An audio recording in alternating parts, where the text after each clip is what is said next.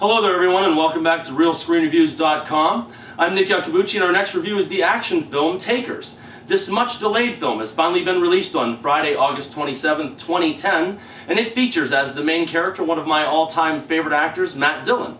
Now joining Matt Dillon is Paul Walker, and singer Chris Brown, Idris Elba, Hayden Christensen, Tip T.I. Harris, Jay Hernandez, and Zoe Saldana. Takers comes to us from director John Lusenhoff, whose only previous directing credit is the urban action straight-to-video Lockdown from back in 2003. He now brings together a rather impressive ensemble cast to round out a relatively fast-paced, almost hip-hop action film.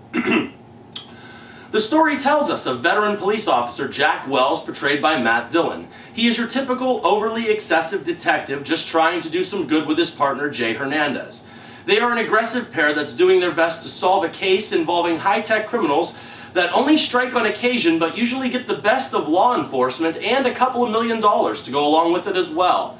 Our crew consists of AJ, brothers Jake and Jesse, Gordon, and John. Each knows their role in this unit. They do their jobs specifically and accurately and make up one tight group.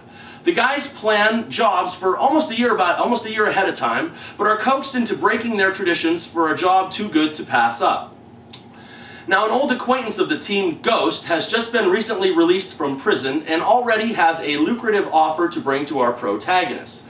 Ghost is portrayed by Tip T.I. Harris, and he brings a very, very credible villain to the silver screen. Now, after smaller roles in The Hangover and Dance Flick, I think that he just needs to relax a little bit more, and he could easily transition into being an actor full-time. Our guys take Ghost up on his offer to gain access to millions of dollars, but never fully trust him. He adds tension and uneasiness to almost every moment that he's in the feature, and he even mentions that himself in one of the film's scenes. They do in fact put together what they call their own Italian job in just a fraction of the time that they are used to, and need to accomplish this while dodging the ever so closely obsessed detective of Jack Wells. There are subplots involving internal affairs investigations and a love triangle between the film's villain and Jake, but the film stays true to being a quality action film almost completely. Now people, I was scared going into the film because I've been seeing previews for this film for about 1 year and 3 months. I saw trailers for this when I went and saw last year's Armored, and the release date has been delayed more times than a Whitney Houston or a Fantasia concert.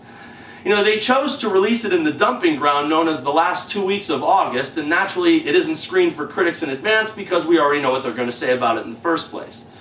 Not to mention that you really have to contend with all of the business that people have already paid to the Losers, the A-Team, and the Expendables.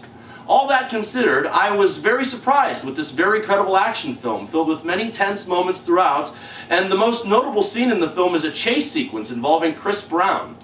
Police officers begin to pursue him in the tunnels of the subway, and the chain of events leads up high-rises, down the outside of a parking garage. Chris Brown takes us flying from one rooftop to another, through windows at the tops of doors that are not more than 2 feet wide. It's a relentless and explosive pursuit that will also leave the audience winded. I think that the director stacked the movie with enough acting talent that it actually takes a totally average action film and delivers a very credible crime thriller.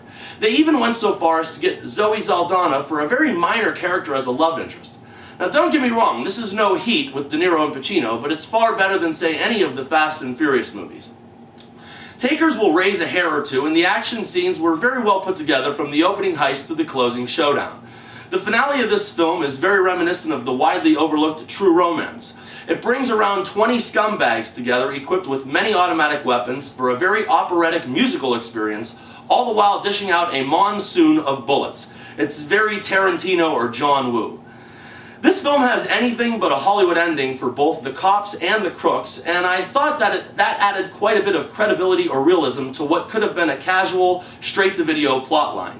Now, once again, this is no masterpiece, but when it concluded, I thought that it was far superior than what I was expecting going in. The fact that it creates a gritty crime world and sticks to it the entire running time was to be admired, and at 1 hour and 47 minutes, I would call it many things, but I would never call it boring.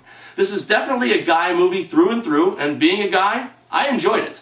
I might get some flack for this, but I'm going to give this one 3 stars out of 4, and remember people, I'm not always right, only when it comes to the movies. And thank you for your attention.